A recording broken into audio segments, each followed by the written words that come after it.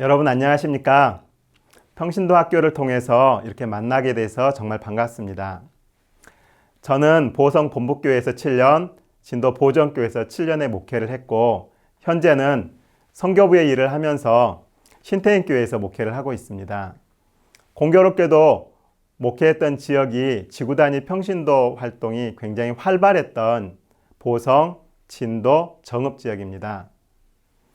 저는 이곳에서 목회를 하면서 지구 교회들의 연합이 주는 힘과 영향력을 많이 배우게 되었습니다.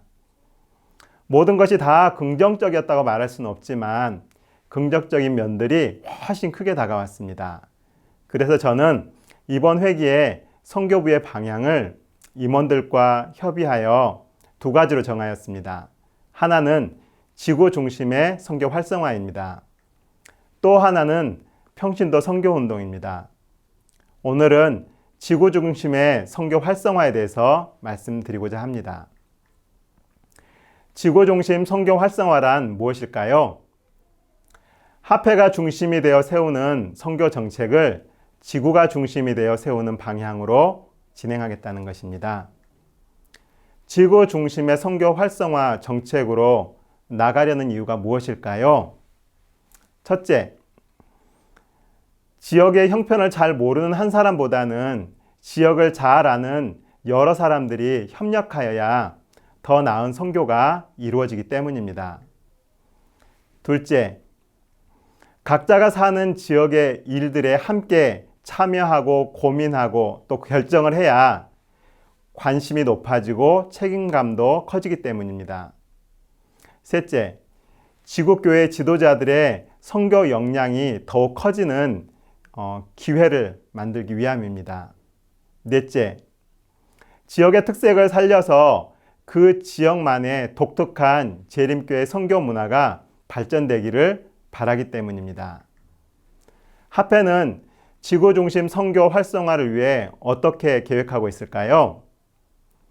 먼저 화폐는 목회자와 평신도가 함께하는 지구 선교 활성화 모임을 조성하고 지원하는 방향으로 논의할 것입니다.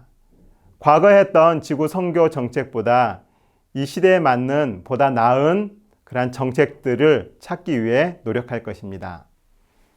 둘째, 지구 선교비는 올해 6천만 원을 지원했는데 내년에는 보건복지부와 협력하여 1,700만 원이 인상된 7,700만 원의 예산을 지구 선교 활성화비로 지원할 계획입니다. 그리고 예산의 사용 방향을 올해는 전도에 국한시켰다면 내년 예산은 보다 지구 자율권을 주어 추진할 것입니다. 셋째, 지구 선교 활성화를 위한 중장기 계획들을 세우고 실행하도록 협조를 구할 것입니다.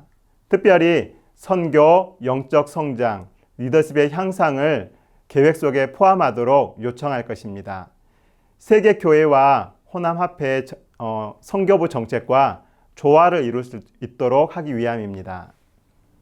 각 지구는 전도회 뿐 아니라 분기별 패스파인더 활동 혹은 제자훈련 아카데미, 찬양하는 이들의 모임 등등 다양한 아이디어로 지구별 선교 전략을 세워갈 수 있습니다.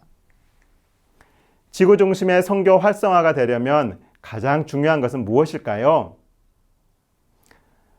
여호수아와 함께 가나안을 정복했던 그리고 땅을 분배했던 과정에서 하나님의 뜻을 잠깐 살펴보겠습니다. 가나안 땅은 호남화폐 정도의 규모를 가진 땅입니다. 이스라엘 백성은 여호수아의 지도하에 그 지역을 점령하여 12개의 지역으로 분배합니다. 하나님의 말씀 여호수아 11장 23절은 이렇게 기록하고 있습니다. 이와 같이 여호수아가 여호와께서 모세에게 이르신 말씀대로 그 온 땅을 취하여 이스라엘 지파의 구별을 따라 기업으로 주었더라. 그 땅에 전쟁이 그쳤더라. 23절에서 그 땅에 전쟁이 그쳤더라고 하였습니다. 그러나 가나안 사람들의 세력은 꺾였지만 이스라엘이 그들을 완전히 몰아낸 것은 아닌 상태였습니다. 아직도 가나안 세력은 팔레스틴 서쪽 해안의 비옥한 평야를 소유하고 있었고 북쪽과 레바논, 남쪽 땅도 이스라엘 원수들이 점령하고 있었습니다. 그러나 여호수아는 전쟁을 계속하지 않았습니다. 이미 정복한 부분도 있고 아직 점령하지 못한 부분도 있었으나 그 땅을 전부 12지파에게 분배해 준 것입니다. 각 지파에게 분배된 기업의 땅을 완전히 정복하는 것은 그 지파의 의무였습니다. 왜 그랬을까요? 오늘 우리는 우리가 사는 지역을 선교해 가기 위해서 갈렙의 삶을 깊이 묵상할 필요가 있습니다. 토지 분배에 들어가기 전에 갈렙은 자기 지파의 두령들과 함께 나와서 특별한 요구서를 제출합니다. 이스라엘에서 최고로 나이가 많은 사람이었지만 내가 나의 하나님 여호와를 온전히 쫓았은즉 네 발로 밟은 땅은 영원히 너와 네 자손의 기업이 되리라는 여호와의 약속을 여호수아에게 상기하면서 헤브론을 자기의 소유로 줄 것을 요구합니다. 왜 갈렙은 헤브론을 달라고 했을까요? 아브라함과 이삭과 야곱의 집이 있었던 곳이기 때문일까요? 아브라함과 사라의 무덤인 막벨라 동굴이 있었던 지역이기 때문일까요? 이유는 헤브론이 무서운 아낙 사람들의 본거지였기 때문입니다. 아낙 사람들의 무서운 외모 때문에 함께 갔던 정탐꾼들이 용기가 꺾였거든요. 하나님의 뜻을 의지한 갈렙은 다른 어떤 것보다도 바로 그곳을 기업으로 선택한 것입니다. 아직 땅이 분배되거나 집이 뽑지도 않았는데 가장 무서운 지역, 그곳을 요구했던 것입니다.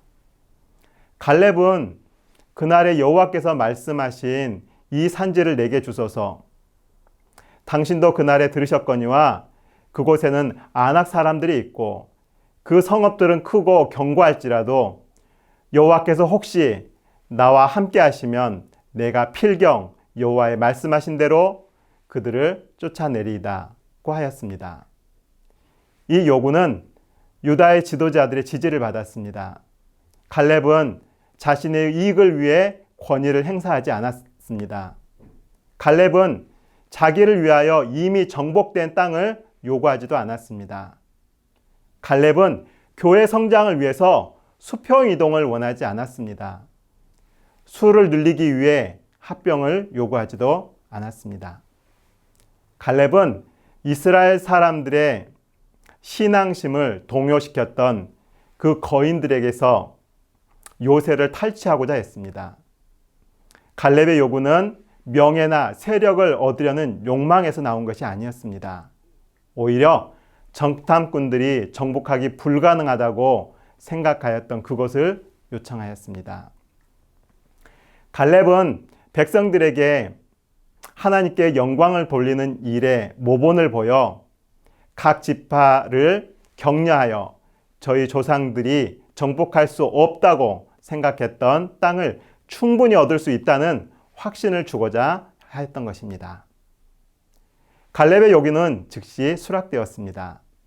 갈렙은 하나님께서 함께 하시라는 신념을 가지고 아낙의 세 아들을 쫓아내었습니다. 갈렙은 앞길에 놓인 어려움보다는 전능하신 하나님의 능력을 바라보았습니다. 토지 분배에 관하여 갈렙의 정신과는 전혀 다른 정신을 성경은 또 드러내기도 합니다. 바로 에브라임 지파와 므낫세 반 지파의 요구입니다. 이 지파들은 수가 많은 것을 고려하여 두 몫의 영토를 요구하였습니다. 제비로서 그들에게 할당된 곳은 사실 가나안에서 가장 부유한 곳이었습니다. 샤론의 비옥한 평원이 포함되어 있었습니다. 그러나 골짜기에 있는 많은 중요한 성읍들은 아직도 가나안인들이 소유하고 있었으므로 이 지파들은 그들의 소유를 점령하는 수고나 위험을 피하고 이미 정복된 영토에서 다른 부분을 더 요구한 것입니다. 난관과 위험을 피하려는 에브라임 사람들은 그들의 욕망은 여호수아에게 책망을 받습니다.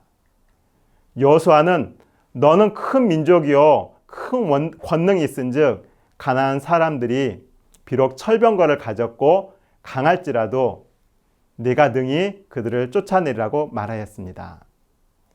에브라임 사람들은 큰 민족이었으므로 충분히 자신들의 길을 개척할 수 있었습니다.